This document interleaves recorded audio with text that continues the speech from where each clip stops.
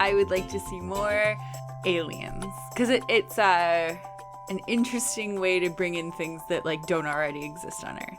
Do you want them to explore the ones that are already there, like the Skrulls and the Kree?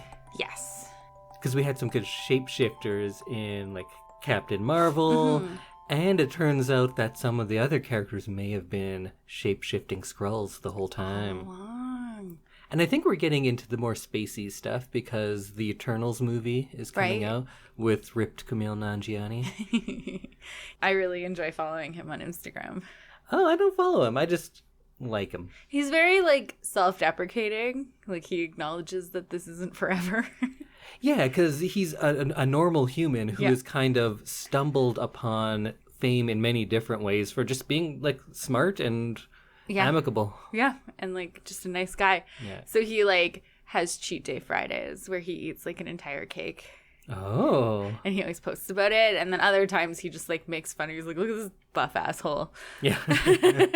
I haven't read much about him since he got all ripped, but the only thing he said is, this is a bad idea. No one should do it. My life has suffered for it. This is not sustainable or attainable to anybody who doesn't have, like, 6 personal trainers and 4 dietitians. And a very forgiving wife, he added.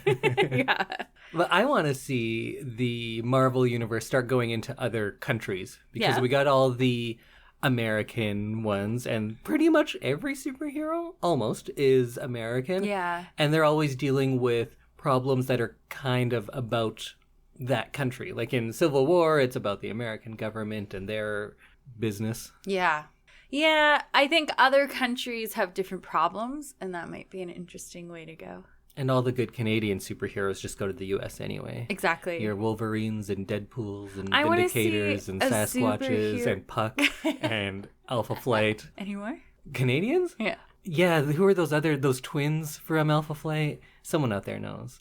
Alpha Flight wanted to love them because they're the Canadian team. They're pretty lame. I want to see like a superhero movie set in Vancouver. I believe most superhero movies are actually filmed in Vancouver. Oh, yeah, that's right. I forgot about that. Edmonton. I want to see an Edmonton superhero movie. I want to go to other countries because, like, let's go to Mumbai, and there's a guy who's the equivalent of Tony Stark over there, and he has an Iron Man type suit, and he's solving crimes in India. Can be a Chinese guy who develops his mutant superpowers at puberty, like so many of the X-Men. But then the Chinese government says, like, you have to work for us now. But then he joins the side of, like, the freedom fighters in Hong Kong. And then fights mind control. Yeah, the Chinese government's mind control. Yeah, I think that would be a really interesting movie. He could be, like, a double agent. Oh, I like that. I want to see a superhero family growing up in the favelas of Rio. Like, these are great stories, and I would really like to see all of them, but unfortunately I don't think anything like that will make it to air. But there's probably comic books like that. Probably. I'm sure there's more obscure comic books where they're growing in these environments. But I'd probably have to go to that country and know that language to read them. True. It seems like it would be hard to get. Yeah. Oh well, maybe Marvel will listen to us and make all these movies. But until then, we're not here to talk about superheroes, we're here to talk about traveling pants. Oh, I love a good traveling pants. My name is Indy Magic Pants Randawa, and with me is Samantha Sisterhood Hees. I knew you were going to say Sisterhood. It kind of works with Samantha. Yeah, it does. And this is a podcast called I Love This, You Should Too. Oh, that's what this is? That's what this is. Oh, okay, good. That's what I had prepared for, so I'm glad that that's what we ended up doing. It's not just Marvel talk. No. Last week, Samantha had suggested I watch the movie Sisterhood of the Traveling Pants 2 from 2008 after we'd watched the first one just a couple of weeks ago. She loved the first one as a kid. I thought it was actually pretty good. Lots of room for improvement, but good. Mm-hmm. And the second one, when was the last time you'd seen it? Probably when it came out. I don't remember it at all. All right, so it wasn't so much a I love this, you should too as this might be good. What do you think? 2008 was a long time ago. It was. Yeah, I did not remember anything from this movie except for the pants. So upon this rewatching, what did you think? It was fine. Fine, huh? Yeah. Disappointed? A little bit. A little bit. That first one had so much like whimsy and magic to it that it was very like sweet and fun to watch. This one, they tried to grow them up too much, I think, and it just was like too much and too all over the place. At the very beginning, it's sillier. There's kind of a montage of them in the time between. Mm-hmm. And that was poorly done, but I'd argue if you kept the movie more like that, more magic, more silly, it would have been a better movie. Oh, for sure, because that's what you expect from the first movie. I haven't read the books, but I know there's more books than movies. Yes. It seemed to me like this movie is most likely several books mashed together, or the books are bad. Both? Could go either way, because there's a bunch of storylines that start and stop abruptly or are just forgotten about. Like Lena's six-pack cook artist boyfriend. Yeah. She falls in love. Never hear from that guy again. We don't know what happened. Where'd he go? And then with Bridget, we have the turkey storyline and the grandmother storyline, and I feel like we could have just done with one of those. Yeah. I don't know what a second one added. No, and she kind of just forgot all about turkey. She was like really obsessed with that body and finding the rest of her body. And she might be an archaeologist now, and then, oh wait, letters? Okay, let's do this thing now. Yeah, and she's like, I really want to know what happened to that dead woman. And then she's like, Grandma? Yeah. Yeah, it was all over the place. I think the thing I disliked about it most is it brought in a lot of bad teenage friendship tropes. Mm-hmm. Because I was saying after the first one that what I loved most about Sisterhood of the Traveling Pants is it shows the best parts about teenage girl friendships. Yes, yeah. I felt this one showed a lot of those bad parts. And I know that's more realistic in a sense, but we have so many movies that are about girls talking about other girls behind their backs. Right. I don't want that in this movie. I want to see the strength of friendship. And we do go back to that every now and then, but it seems like just a quick fix at the end of a problem. They're like, oh yeah, but remember how we're friends? Okay, all is forgiven, the end. Mm-hmm. We don't really get to see the support in the same ways we did in the first movie. Mm-hmm. Yeah, you miss out on that, and you miss out on the like underlying, like they may fight, but you can still tell that they really like each other and that they are like sisters. Yeah, the arguments in this one seemed contrived or just more about misunderstandings. Yeah. Like in any sitcom, you can watch an argument and someone could just explain, oh, I thought this happened because someone told me this. Oh, no, that's not the case. Here's the truth. Mm-hmm. And that's lazy writing. And we see that in this movie, which feels out of place. And it feels like it's bringing the quality of the movie down quite a bit from what the first one was. Because the first one, although lots of weird issues and lots of tropes make their way into it, it felt like those characters were true to themselves and to each other to the point where I could forgive other shortcomings in the writing.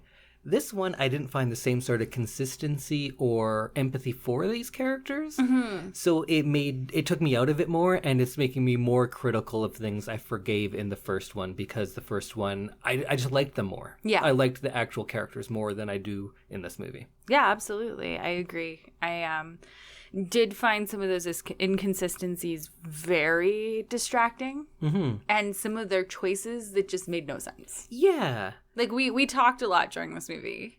And it was a lot like, why would you do that? Yeah. And it was like, did you understand that? Like, I kept thinking I missed a scene or something. Especially with Tibby, who we'll talk about later. Her whole thing just made no sense. And also with Carmen, a lot of the time she was angry at people for not knowing something she never told them. Yeah.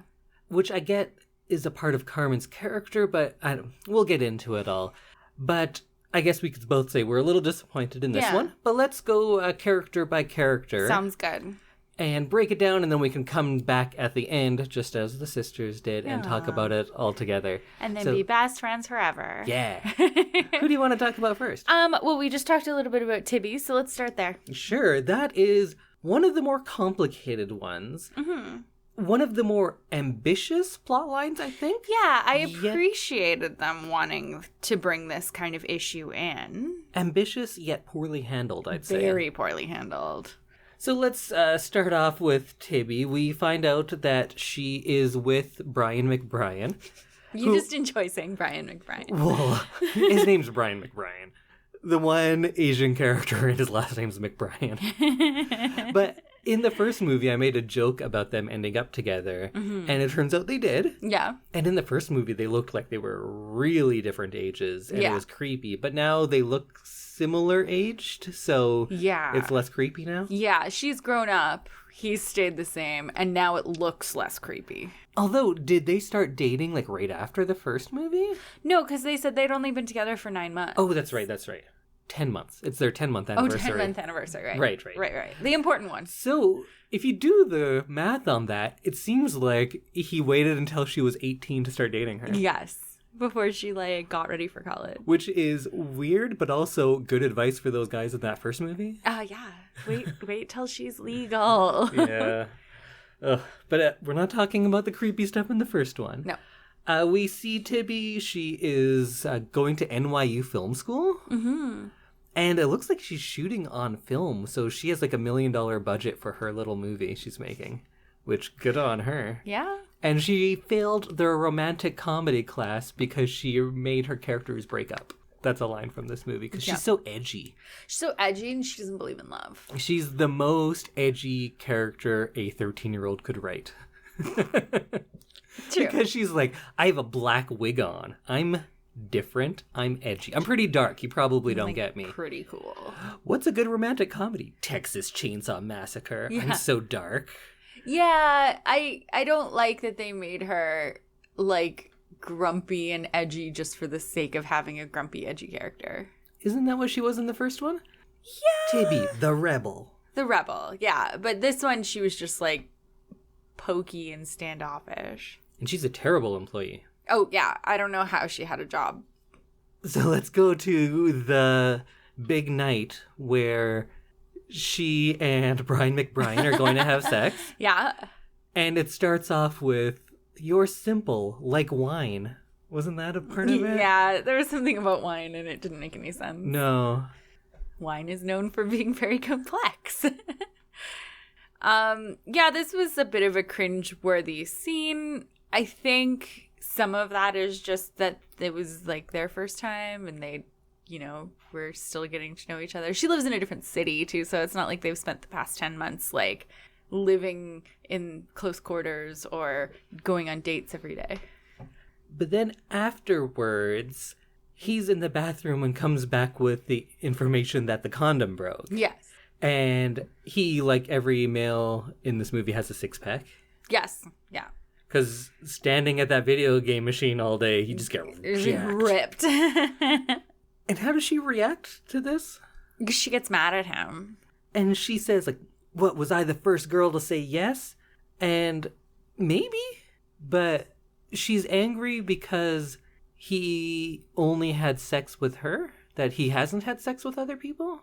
Yeah, she was mad that he's had the condom since graduation, and she just assumed that he went around asking girls to have sex with him?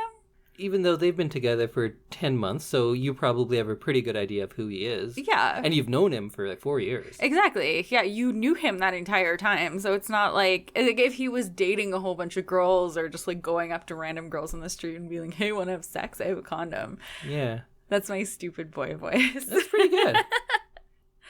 I think she would have known about that by now. She's angry at him in a way like she found out that he's been sleeping with lots of people. Yeah. That's the energy she gives off of so you're just doing this all over the place, huh? But it's in fact shown that he's saved this one condom that he had since he graduated, so clearly he hasn't been. Yeah, exactly. So then she essentially breaks up with him. Yes, but... Or refuses to talk to him. Answer the question, right. Are we breaking up? Yes. I think this is very cruel. Yeah. This is not okay, she's 18 or 19. You do really shitty, stupid things when you're that age. But at the same time, they look like they have a better relationship than that. It's not like they were dating for 2 months. Yeah, I feel like I should give the same advice that I always give when we listen to true crime podcasts. Just break up with them. Yeah. Because we listen to a lot of murder ones. And murder, usually it's the husband. Right? So I always say, if you don't want to be with them, just break up with Get them. a No divorce. need to kill them. Or in this case, no need to let them keep calling you all the time. Just break up with them. Yeah. Just let them go. Don't murder people or ghost them. Just break up with them. Just break up with them. Then she's walking down his baby street. Do you remember that scene? Baby Street was crazy. Yeah, in the baby district. In the baby district, where all the babies live. Yeah. She's just walking down a street and everyone has 4 to 6 babies. Yeah, and everyone looks exhausted and is yelling at their children. But we also never really got the idea from her that her biggest fear is that she's pregnant. No. She kind of glosses over that whole part of things. Until the end, yeah. Yeah, she just yells at him for sleeping with other girls he didn't. And then through Baby Street, we get to see that she's thinking about babies. Yes, yeah. And, I mean, there are things you can do if you're worried that you're pregnant. Yeah. Like, there are avenues you can take, and she just lays on her bed and eats pizza. Right. And then when she gets the pants, she puts them on and just says, I need a miracle, I need a miracle. What miracle is she hoping for? At that point of the movie, I actually did not know. At the end, we kind of figure out what she was thinking. Yeah. At that point, did you know what she was hoping for? I think she was hoping for her period. Okay, yeah. It turns out that was the case. Yeah. But at the time, her motivations were just very muddled. Yeah. It's kind of like how Bridget was in the first movie, that at the end they tell you, oh, this is why those things happened. But if you actually know that going through, the actions don't make sense towards that. Yeah, it was strange the way they approached this. And I've talked about this with other kind of teen situations that we've seen in movies, and like this could have been a really good teaching moment, because you have young women who are watching this movie who like you could actually like tell them a thing or two. Yes. Especially with the prevalence of bad sexual education in the States. Yeah. This right? is like a time we can learn about the morning after pill, or going to see a doctor, or any pregnancy test information you want to throw in there. Right. Like that scene is done in so many movies when they get a pregnancy test and they're waiting for it. Mm-hmm. I don't understand why she didn't do that. They just like completely ignored the stuff that you could be teaching 18, 19-year-old girls to do if this is a situation that they're in. Well, I think they specifically didn't show any emergency contraception because that's like too edgy for this movie. Yeah. And showing anything like that in a lot of American movies gets you picketed pretty quickly. Yeah, I guess. I just want the world to be better. You know what I also learned? Because I never read reviews of movies, really.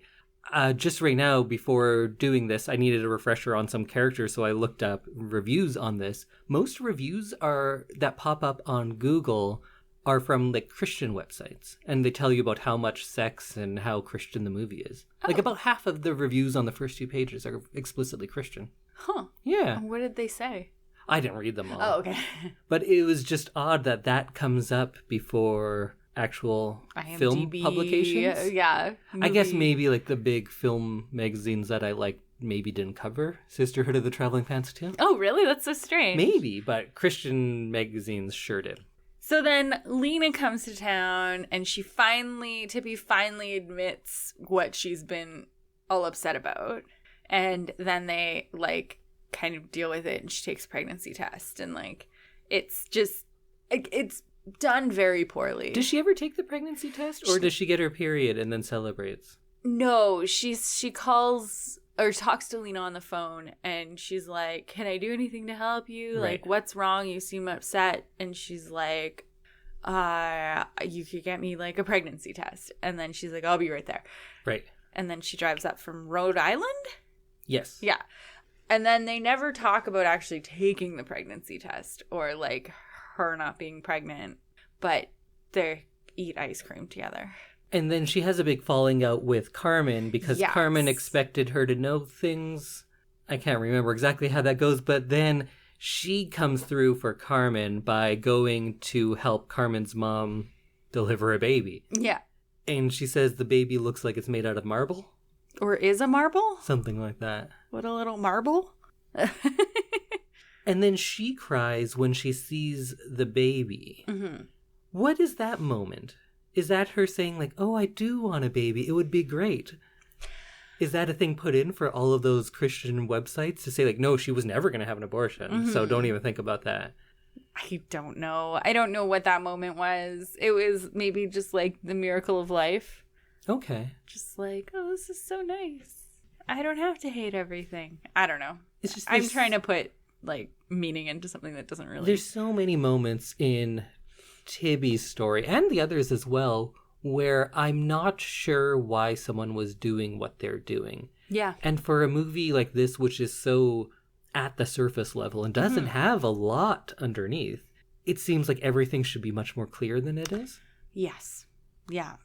Unless you're making a different movie and you want to get into those complexities, but it doesn't seem like this movie has any interest in that sort of thing. Mm-hmm.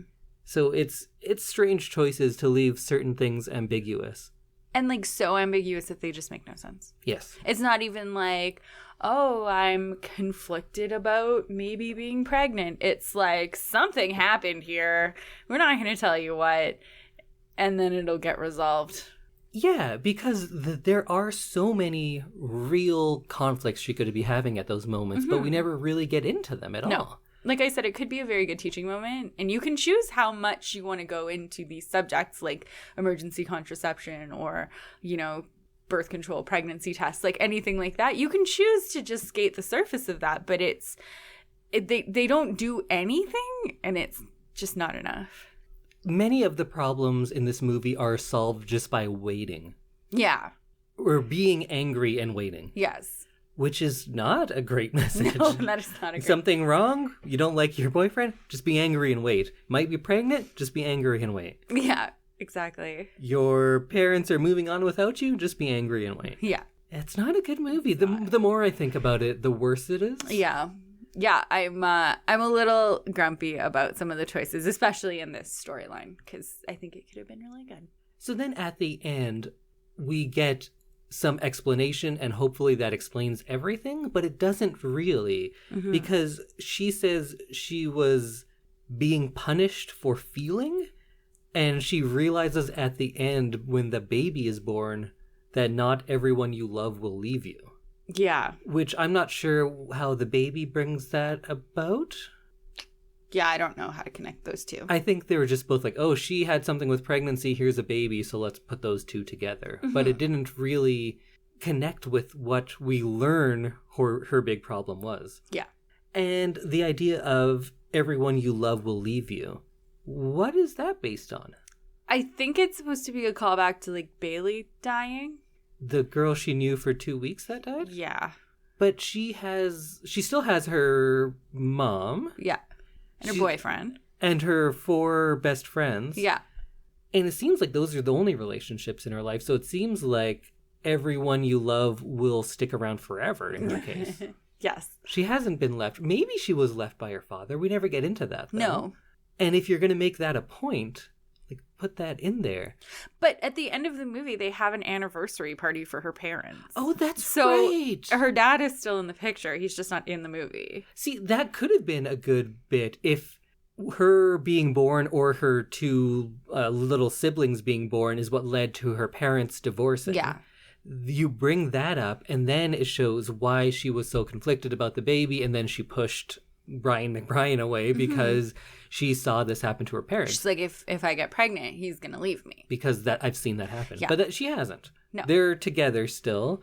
So together that they're having like an anniversary party for everybody. Yeah.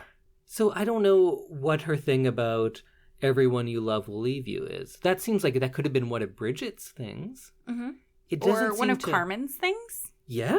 Because her dad literally walked out. It seems more applicable to everyone than to Tibby. Yeah. So having that in mind, because she uses that as an explanation, or rather the writers use that as an explanation for her erratic behavior earlier. But if you look at those early scenes with the idea of she thinks everyone you love will leave you, it still doesn't make sense. No, because it doesn't fit in with her personality and her life experience. And if she was believing that, she still wouldn't behave in the ways that she did. Mm-hmm. She just did nothing. It wasn't a choice either way, and it seems lazy, or that they're expecting the audience to just put their own thoughts on it based on what they've seen in other movies. Yeah. It's not doing the work for you. Which is lazy. Yeah. Okay, so next we should talk about Carmen, because we talked about her a little bit previously, but she goes to Turkey and is now going to be an archaeologist. Bridget, that is. Bridget. And then meets her grandma?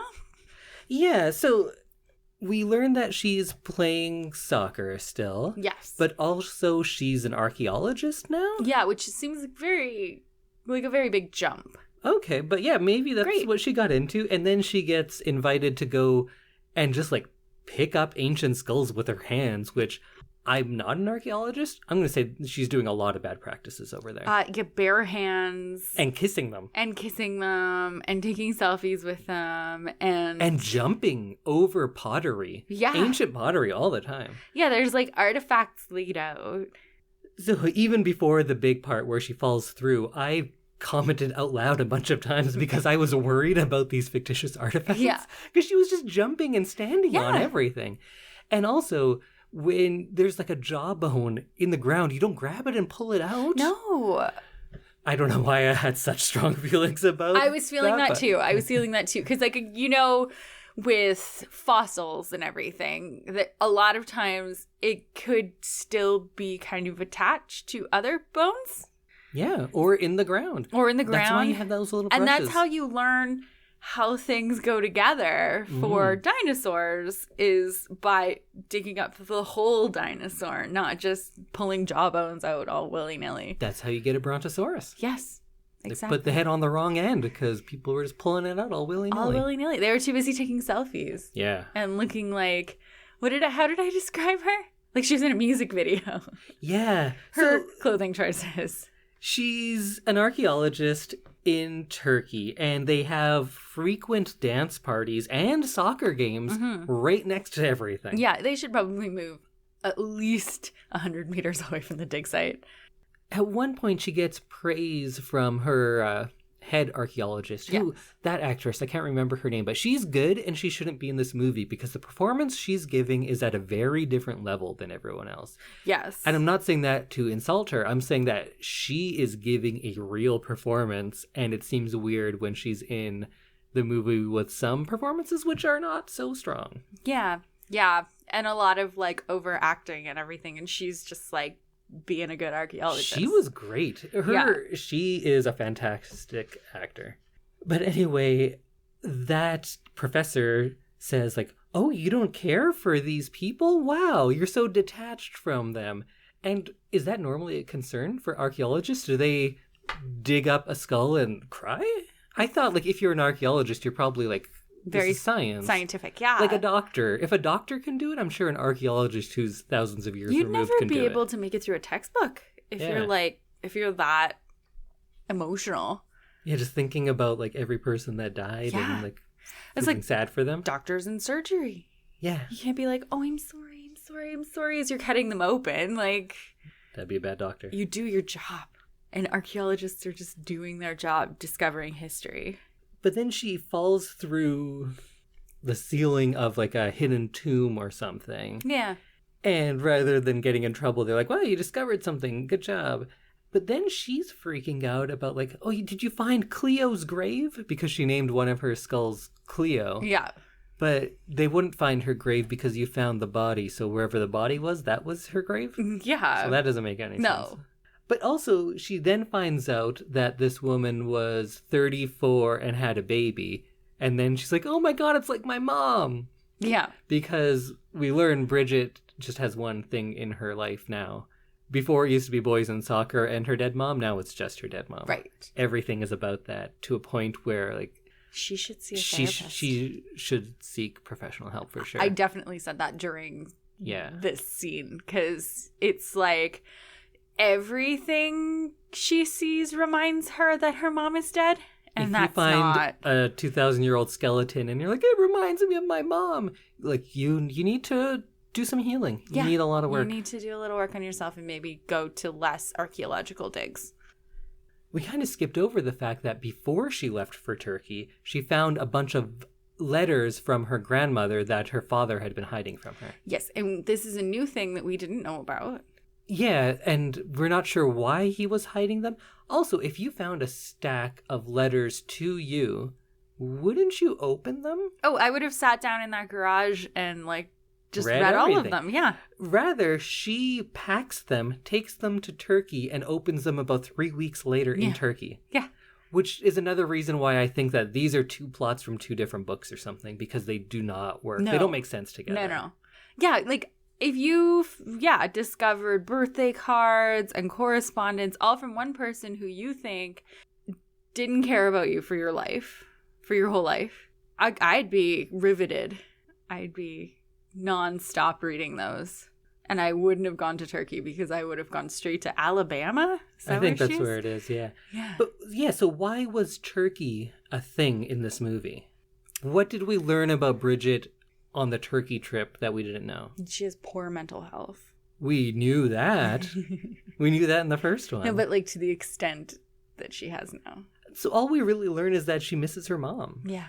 Which there's way better ways to do that than having her find a skull and make it remind her of her mom. Yeah. That's such a ridiculous way to show that she hasn't got over her mom's suicide. Mm-hmm. Not being able to fully deal with your mother's suicide is a completely normal thing. Yes. So you don't have to go to the extent of she goes to Turkey, finds a skull, and realizes she's not over. That's such a crazy way to deal with that. You also have letters from your grandma. Yeah. You have that. There it is. It's built in. You don't need the Turkey thing. Yeah. It made no sense. No. But then she finally reads the letters while in Turkey and decides she's going to leave and go to Alabama. If she'd read those letters, she could have skipped Turkey. Yeah. They should have. Yeah. It didn't really add anything other than time filler. So her grandmother is super sweet in the letters. Yeah. But like a real dick in person. Oh, she was so standoffish. Because I think she thought that Bridget just ignored her. Yes, she did think that. But then when Bridget tells her how it was, she still acts bizarrely. Yeah. Like when she shows up, she goes, "Oh, you're here? Okay, let's go to bed." Doesn't say anything to her. The next morning, they're like, "Oh, so why are you here?" Why wouldn't that come up the first night? Yeah, at least have like a 10-minute conversation about why are you here? What do you want? How's your life? How's university? No, but she's like a tough old lady because she's working on cars. Yeah. That's how we know she's tough. But then when she does finally start talking to her grandma is like, your mom was weak. You're strong. That's why you're better than her. Yeah. And it's another time when saying people who commit suicide are weak. I know. Which is not a great message to give. No, that's not a good message. We shouldn't be sending that kind of narrating to young people. And we keep getting that in this series. Yeah. That you're strong. That's why you're not going to kill yourself like your weak mom. Yeah. Stop trashing the mom. She had mental health problems. And Bridget clearly has mental health problems. Yes. And you need to be encouraging her to go get help. Yes, that could be the message. Yeah. Saying, like, your mom didn't know what kind of help she needed or something. Yeah. You have these options. But she doesn't because she has to go dig up a skull to realize she misses her dead mom. Yes. And this is another moment that could have been a really good teaching moment about mental health to young people. I just want them to use these moments that are available to them to make a better movie. Absolutely. And I know we live in a different time now as far as how mental health is depicted in movies and how we deal with it. Yes. Very true. But this goes beyond just being a product of its own time. Yeah. It's bad writing. They're just ignoring all of these things. Yeah. Which sucks, because this would have been a very good thing to see as a 17, 18-year-old. Because every time they talk about her mother's suicide, someone has to go, "Oh yeah, she was weak." And even, so there's one side of it that's terrible, that implying that having those issues makes you weak. The other part of it that's terrible is she loves her mom and everyone is trashing her for killing herself. Yeah. At the funeral, they were going, "Oh, look at her. She's so weak. She killed herself." You don't need to trash her. Bridget loves her, and you all trashing her is going to make her resent you. Yes, absolutely. And isn't going to help her heal. No, not at all. Why did the dad hide the letters? I don't know. Me neither. There was a bit of a thing where the grandmother is saying, your dad would indulge her in ignoring the problem, but I won't. Oh, yes. So she said during this weird 15-second talk that they had in the middle of the night. So many weird issues brought up without explanation. Then at the end, oh yeah, it was because of this. Yeah. So but if you know that thing at the end and go back and watch the beginning, it still doesn't make sense. No. It's not an explanation. No. So basically, Grandma says that your mom would only let us be in her life if we pretended that everything was okay. And your father did that, but I couldn't. Right. And so maybe that's why the letters didn't get passed on? Yeah, and then she goes, oh, Dad, now I know how hard it's been for you. Mm-hmm. But that shouldn't be the thing that shows you how hard it's been. No. You should have a talk with your dad, and you can both talk about how this has affected you, because clearly it has, and clearly you're both not dealing with it very well. Mm-hmm. You both need help. They should find that help in each other. Mm-hmm. They don't. No. Also, her dad changes actors.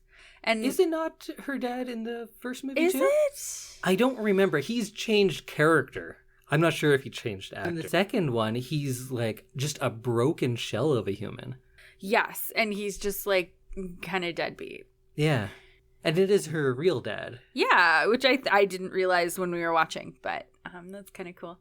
Because, like, all of her siblings, and I think both her parents are actors. Yeah, he was definitely, like, busy businessman, kind of, like, distant. And in this one, he's, like, heartbroken, pizza-eating dad. Well, anything else on Bridget? I don't think so. Her story had a lot of facets to it, but that ultimately go nowhere. Exactly. That doesn't really, like, they didn't lead to anything. So there was no big revelation for us to talk about other than she needs mental help. Yes. Well, let's move on to Carmen, our acting school person who found her voice. I guess. So in the first movie, Carmen is just described as the writer. Yeah. When she does no writing. In this one, also she's a writer, but now she's taken to being a stage manager, and then her journey is becoming an actor. Yeah. While Tibby is writing screenplays. Mm-hmm. Yeah, like those descriptions from the beginning of the movie aren't carried through. No. We'll get to it eventually, but just her becoming an actor I thought was a terrible choice. But Let's start off. Near the beginning, before they all separate, you said out loud, oh, Carmen's the worst. Why were you thinking that? She seems very, like, poor me and very, like she's forcing herself to be small. Yeah. I disagreed with you at that point. Yeah. I was saying, like, no, she's upset because she feels she's being left behind, and that's an issue with her because her father did that to her, and that's something that actually relates to her character. Yeah. As the movie went on, it turns out you were right, and it's not about that. She's just getting angry at people for no reason. She's angry that other people have lives. Yes. And she seems to be fighting the group of friends kind of growing up and like that natural kind of change in how your friendship is. She seems to be fighting that the most. Those parts, I was actually kind of on Carmen's side. Yes, yeah. Or maybe not thinking she was right, but I did think that was in line with her character. Mm-hmm. And I appreciated it then. As the movie goes on, she starts becoming angry with people for not knowing why she's angry, despite not talking to them. Yeah, like she didn't communicate with any of her friends all summer. And then when people say, yeah, I sent you an email, she just goes, oh, I don't like emails. Yeah. And so what, we're just emails now? But you should read the email. You should read the emails. Yeah. I think all the information was in the emails. It was. And I think that's just a point of lazy writing where, like, well, why doesn't she know about all these things? She doesn't read the emails. Yeah. That's, like, very lazy, but it makes the character seem irrational. Yeah. Because she seemed irrational in the beginning, which is why I'm like, okay, this character has become the worst because she's just going to be like, blah, blah, blah, anger for the entire movie. And, like, what's the point of this character now? And it brings about some of the things I hate most about female characters in film and, like, negative portrayals. Because I think the portrayal that I hate most about women who are the romantic leads, or if it's a romantic comedy, or teenage movies like this, is they just make female characters act completely irrational, and then we're like, women be crazy. Yeah. And I hate it so much. It's dumb. And I don't think the first movie had that. I felt like all of these characters, although not always fully developed, never got to that point. In this movie, I think there's several instances of it, and that's might be the thing I hate the most about it. Yeah, for sure. For sure. Yeah, they take it to a level that it doesn't need to go to. So she goes to Vermont to theater camp. Yeah. It's kind of a camp, but it's also a professional production. Yeah, so her friend talks about it like, oh, and you get to act with professional actors, and it's like a really big deal. But she signs up like a day before camp starts? Yes. So, like, what professional theater camp just lets, like, my friend come along? She's going to pull some strings. She's, like, from a rich acting family, so she can do that. Right. And then when we get there, we get Kyle MacLachlan, who's in this movie, and he's fucking going for it. Yeah. What a ridiculous cartoon of a character he played. But I liked it. At first, I hated, and then I was like, all right, he's having fun with this, at least. I'm on board. With the hair and Did you notice how he's not credited in this movie? Why? He has, like, probably in the top 10 for biggest parts. Yeah. No credit. Why? I don't know. I think he was embarrassed. I'm not sure why. Huh. Yeah, he's not in the credits in the back of the movie because I was like, I couldn't remember his last name. So I was looking it up and it wasn't in the credits. Whoa. And then when I found it on Wikipedia or something, it says in brackets, uncredited. Why? I don't know. I want to know why. Yeah, it's very strange to have a role that big and have no credit. And he seemed to be, like, enjoying it. Yeah, he's going for it. He's going for it. He made some choices. But, whoa, yeah. But I don't understand why he would be uncredited. Because, yeah, he's in pretty, like at least 50% of the Carmen scenes. Yeah. You'd think that he would be in it. And he's one of the biggest names. Yes, like he's an actual actor that people know. But let's get into this love story. So she meets a guy who is the person they got when they couldn't get Heath Ledger. Yeah. Isn't he like a low-rent Heath Ledger? He is. But he's the only guy who's not shirtless in this movie. Which is weird. Strange. Maybe he didn't have the abs. They needed Heath Ledger. Yeah. And this is also very frustrating for me because because you wanted her. Abs. Yeah, mainly that. Yeah. But then he meets her and says, oh, you could be so much more than this. She's never wanted to be an actress. No. She likes what she's doing. So one reading is that a man comes and says, this is what you need. And she goes, you're right, which I hate on one level. Yeah. And then the only other reading is that if you're not getting acclaim for something, it's not worthwhile work. Yeah. So both readings are terrible.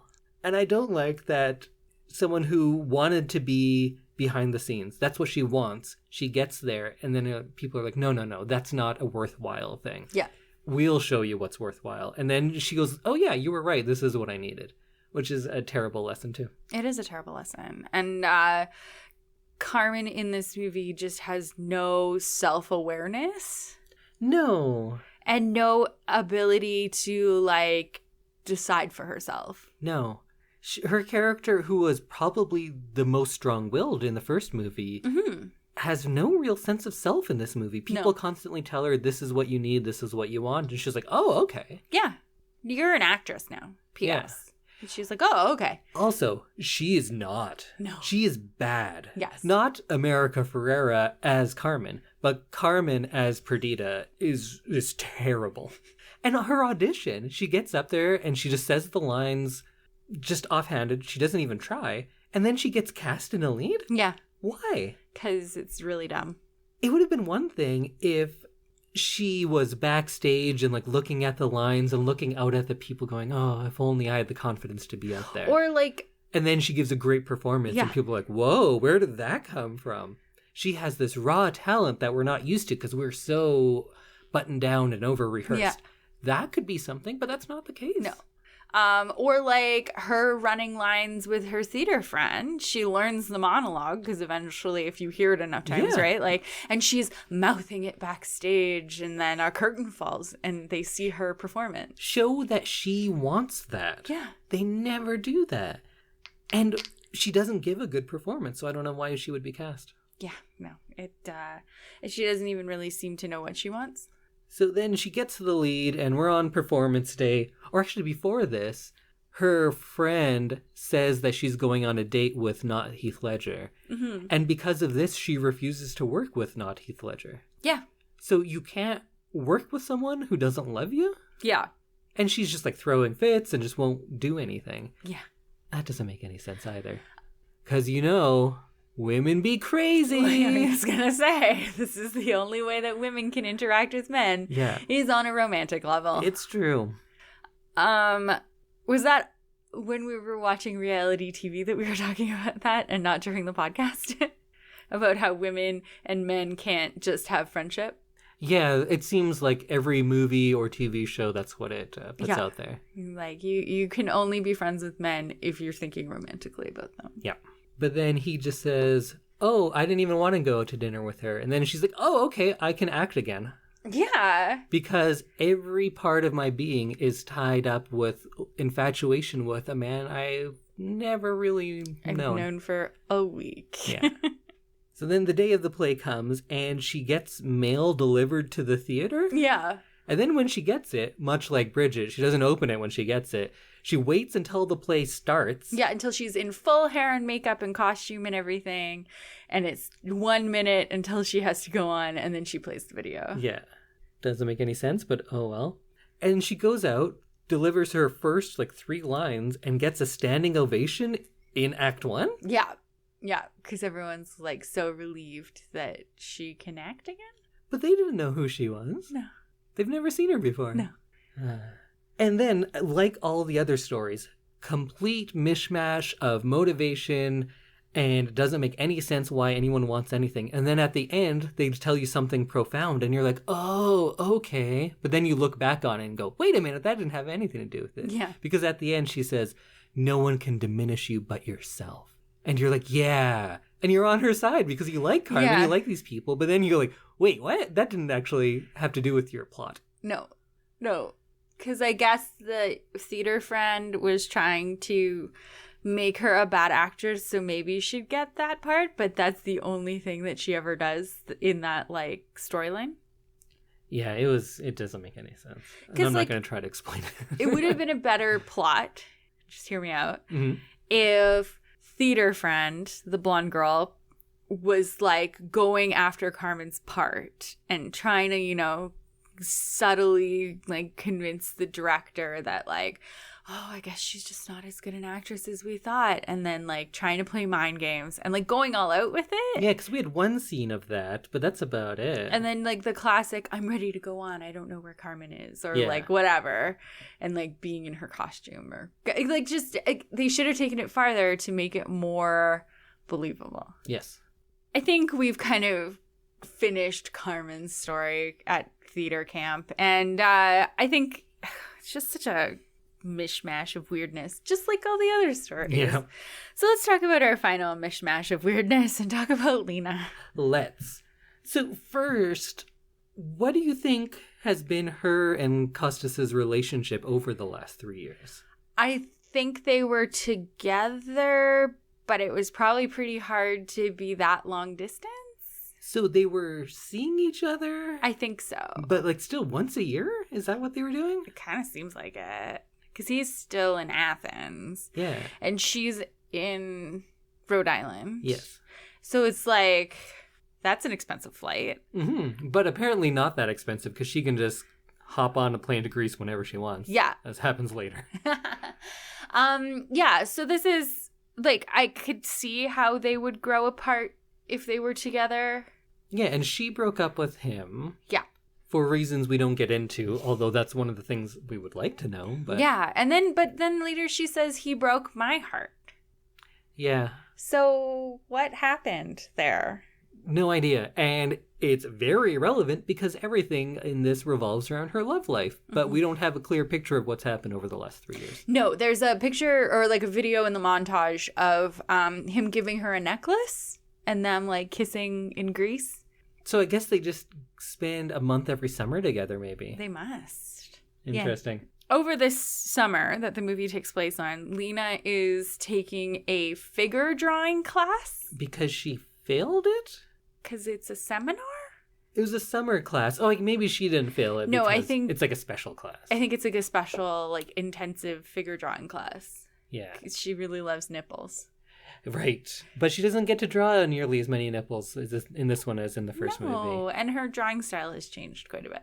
Yes. Yeah, it's completely different. Whoever was doing the artwork is a different artist than the first movie. Yeah, whatever production assistant they got to draw all those things. In this one, it looked like, do you remember in malls when there's photo booths? Oh, like the but sketchy, they have like the sketch one? photo booth, yeah. All of the pictures in this looked like photographs that were run through that pencil drawing filter. Yeah.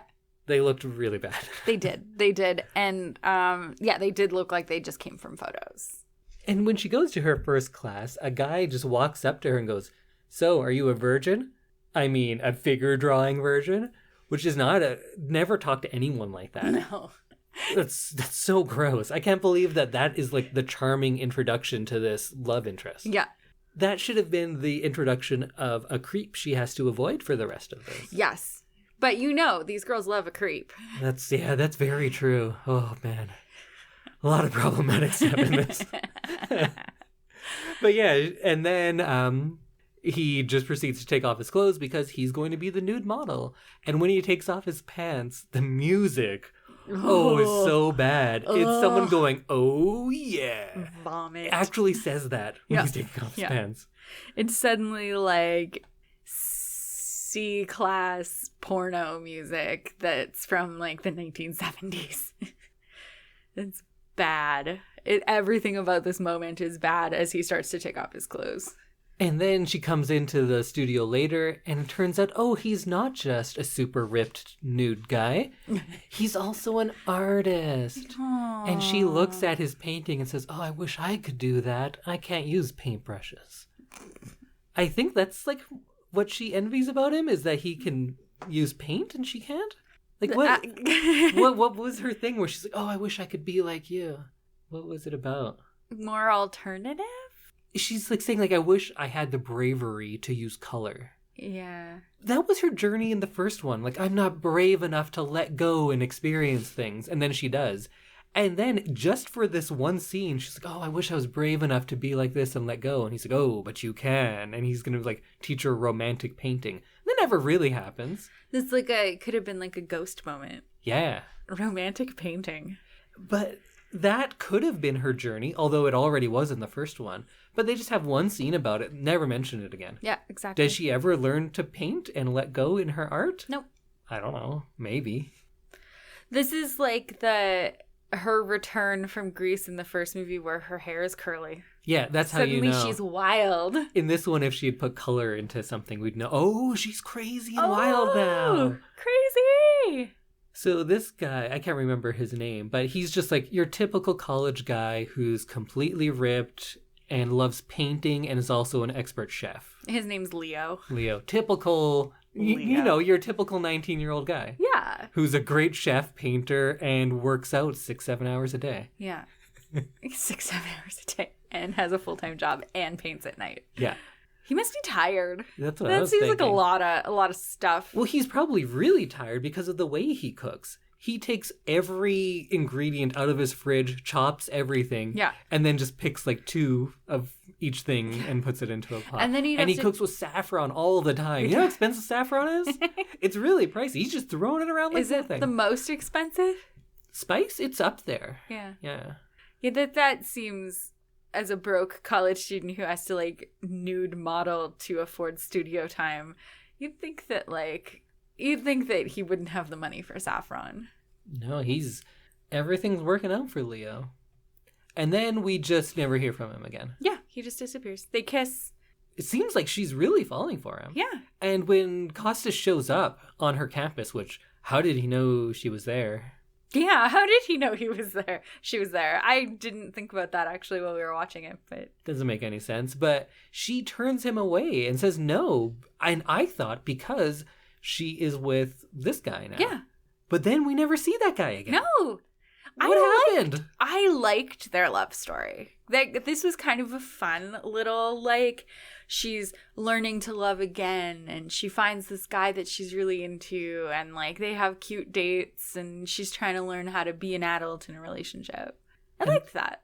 We get another one of my least favorite tropes when a wild male artist says, "Oh, you're my muse." Yeah. It's not don't be anyone's muse. It doesn't work out. I think you audibly, like, rolled your eyes when that was, and went, ugh. It's either a pretentious college student who thinks they're sounding romantic, or someone who actually believes that and will not treat you well. Yeah. Don't be someone's muse. It's not sustainable. Okay, so if you've learned anything from our podcast, it's don't be someone's muse and seek mental help. I'd go the latter before the former, but sure. Well, I think it's different advice for different situations. I don't think all four are going to happen to you at once. But then when Costas comes back, he said, "Oh, actually, she lied about being pregnant. She's not pregnant." Yeah. Which, again, women be crazy. Yeah. Why does that have to come up so often? Couldn't it be like, don't have the pregnancy part in there and saying, like, I never had with her what I have with you. Exactly. Our families thought it was time for us to get married. Or I missed you so much, I jumped into this, and I shouldn't have, and now I know that. Yeah. Those are all normal things that someone can experience. Like trying to force yourself into a relationship after a very, like, powerful, deep relationship ends. That's a rebound. We have a word for that. It's called rebound. But then he comes there and he's apologizing for marrying someone. Yeah. Which also, if someone breaks up with you, you're allowed to move on. Yeah. You don't have to apologize for moving on. No. But she was lying about being pregnant, so then they got divorced, and now he wants to get back together. And she says no, which at the time makes sense. But then in the end, she just goes to Greece and they're back together? Yeah. On a boat in the moonlight, wearing all white. Oh, yeah. Remember how she just goes down in her nightgown? And it was very see-through in the first scene when she gets out of bed because the moonlight, like, hits it and you can see, like, her whole body underneath it. And then she just, like, wanders around Greece in the nighttime in that see-through... Why does she go down? She goes down to see him, right? Yeah. And then they kiss on the boat. And she goes, like, I hope that he's laying on his boat with candles around him all in white. And then he is. Yeah.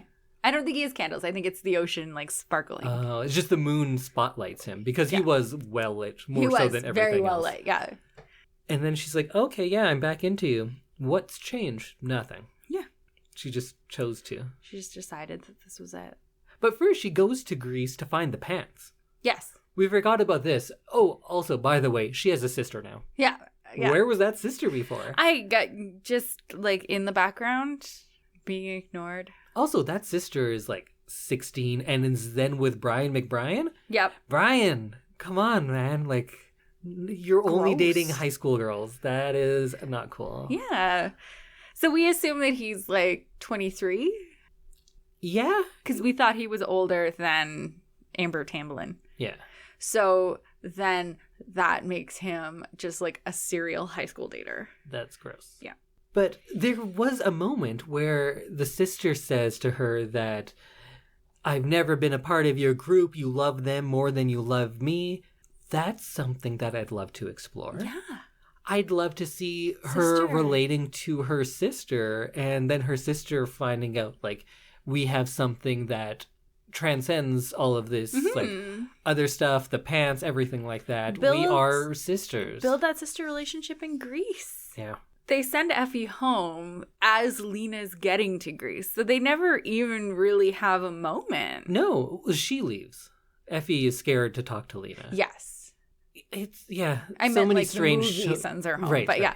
Like, it's just strange. There are so many moments that they could have had, like, a really nice sister bond at one point. Yeah. That's an interesting thing when she says that. And I thought that was going to be followed up on. It was not. Instead, her friends come because they need to find the pants? No, they come because they want to force her to get back together with Costas. And they do. But she kept saying, I don't want to be with him. Mm-hmm. And they're just like, too bad, you're going to be. Mm-hmm. And we're going to make it happen. And now you're with him. Yeah. P.S. And it works out. That's another weird thing. Like, if someone's saying, I don't love that person, don't force them. Mm-mm. That's not being a friend. That is not being a good friend. That is not listening to what your friend is saying. And maybe just like let them make decisions for themselves. But this brings us to the fun part where they're all in Greece together. Yeah, looking for those pants. But it kind of comes up like all of these mini plots do, where there's a bunch of stuff that doesn't make sense, and then there's some sort of grand gesture or grand explanation at the end, and then everything's better. And they have issues in this because they're not trusting each other, they're not believing what they're saying, and they're feeling that one another aren't completely honest, and they're drifting apart. Yeah. But then, like, we came to Greece, everything's better. Yeah. They don't actually deal with anything. They just make a grand gesture. And that's more indie dating advice for all of you. If someone keeps fucking up and then just says, like, oh, but I bought you this cake, that's not helping the situation. No. That's not an actual meaningful gesture. No. It's a distraction. Oh.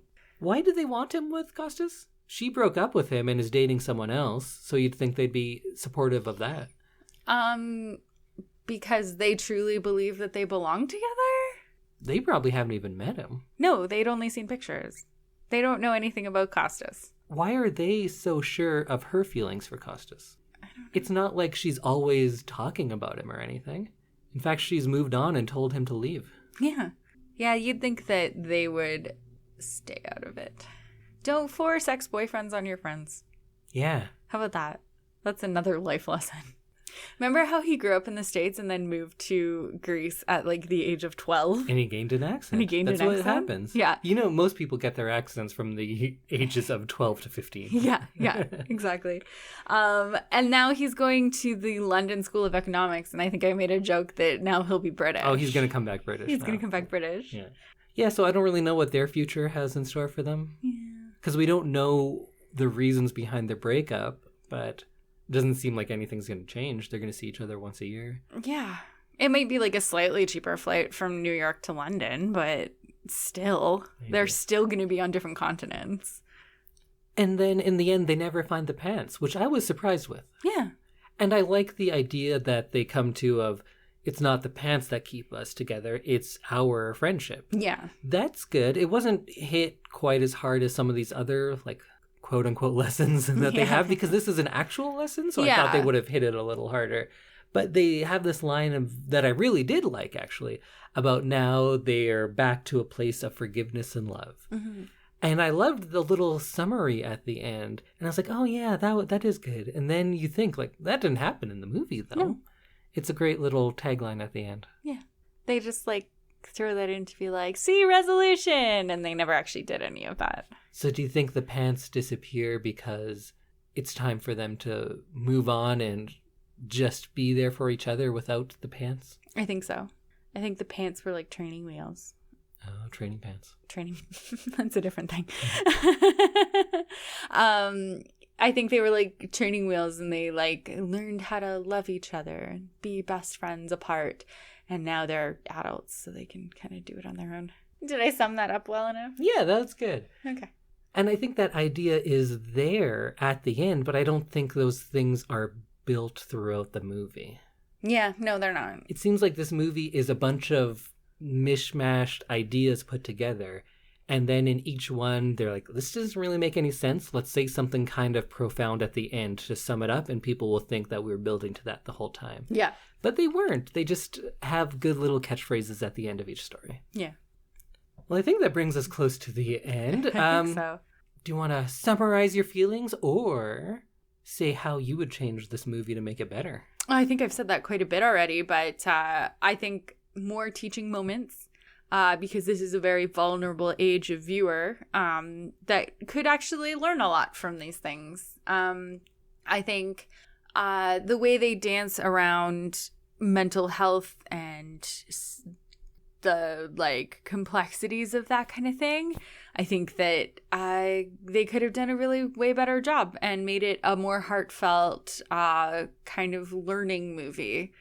And I think that we need to stop relying on the women are crazy storyline. Yes, please. So heavily in movies like this, because it just teaches people bad things. Because every female character who isn't one of the four does like bad things for no reason. Mm-hmm. Like the little sister is sabotaging things for no reason. Yeah. Carmen's friend at the acting camp. Just all of the other ones are unnecessarily bad. Yeah. Yeah, and you're basically learning, like, don't open yourself up to anybody new. And it's that whole thing that I always complain about, in that female relationships are equal part friendship and competition, which I don't like. And the sisterhood itself, the four of them, they're all about, like, lifting each other up. Yeah. But it does not extend beyond the four of them. In this movie, it barely extends to the four of them. It's true. It's very true. So, yeah, more communication, more teaching moments. I think that would have made this movie much better. Yeah, I want to rewrite it because I think it could be good. Like, let's say Tibby. Let's rewrite Tibby real quick. Okay. So they have the pregnancy scare, and she's not sure if she's pregnant or not. And then we bump up the part where she helps with delivering Carmen's mom's baby. Yeah. So then she sees the love that she has for the baby and goes like, oh, it's a realization in her. And then she goes back to Brian McBride and says like, look, this is what I've been dealing with. And you know what? I'm not ready. I feel like I'm just a child. And he's like, I'm not ready either. Like, all I know is that I love you. And then they decide like, it's not our time for that. And then maybe she does. Like, I know you can't put an abortion in a traveling pants movie, but say she does. Yeah. But they realize, like, that's something great and wonderful. And one day, that might be for us. Yeah.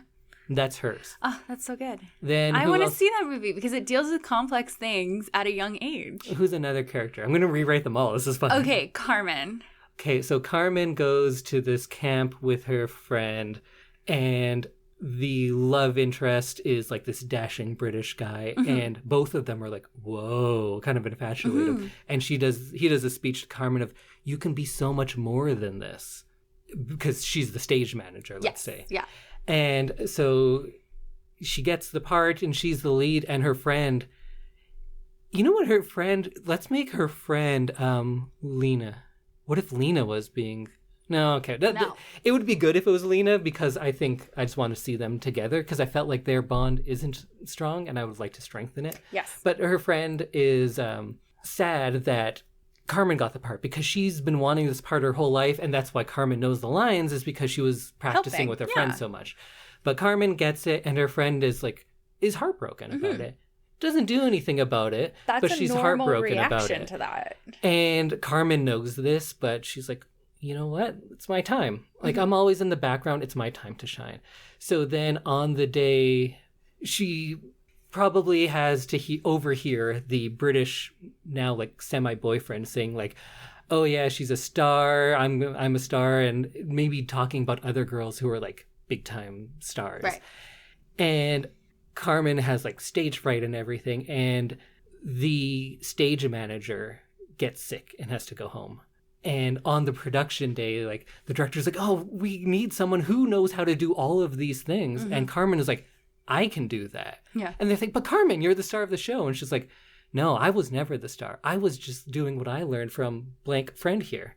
And the friend is like, no, Carmen, you've earned this. And she was like, maybe, but I don't want this. Yeah, you want this. You earned this. You want this. This is your dream. You go out there and live your dream. She's helping her friend get what she wants. But also, Carmen doesn't need the spotlight. That's not who she is. Yep. She's the behind-the-scenes helper. And she's like, I'm going to stage manage the fuck out of this play. And she does. Yep. She does a great job. And then everyone at the end, you know, when they're applauding, they bring her out on stage. Yeah, her friend pulls her out, and they get applaud. to, like, hold hands and bow. And they both get what they want. Yeah. And fuck the British boyfriend. Yeah. He doesn't matter We anymore. don't need to have him. Who else do we got? Bridget. Bridget. So Bridget, I guess Bridget has to go away, because it would make it so much easier if she could just stay home, but that doesn't really go along with how this movie goes.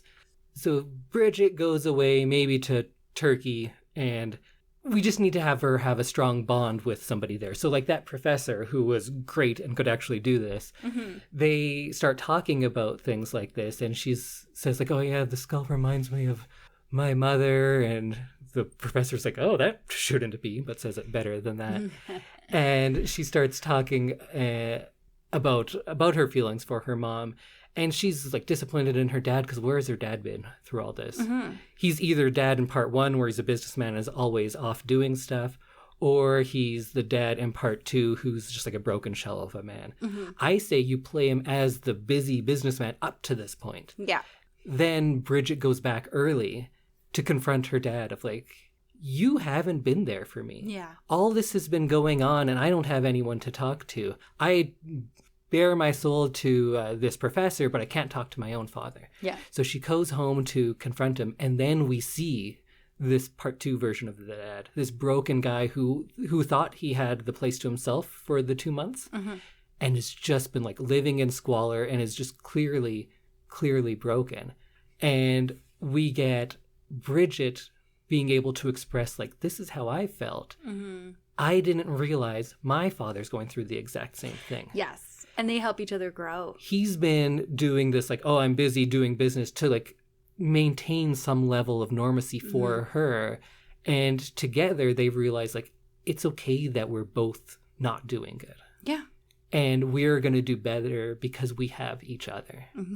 And that's her story. We don't need to bring grandma into it. No, why? Or if she finds a box of letters, that are all written by her dad to her. Yeah. Saying all the things that he wants to say but never could. Like over the year that she's been in college. Yeah. Yeah. Or over the years since the mother died. Yeah. He's been writing these letters, but he feels like he has to maintain this like strong, stoic outside appearance to be strong for her because he thinks that's what she needs. They're both trying to do what the other one needs without taking care of themselves or each other. But they think they are, right? It's a better story. It's a way better story.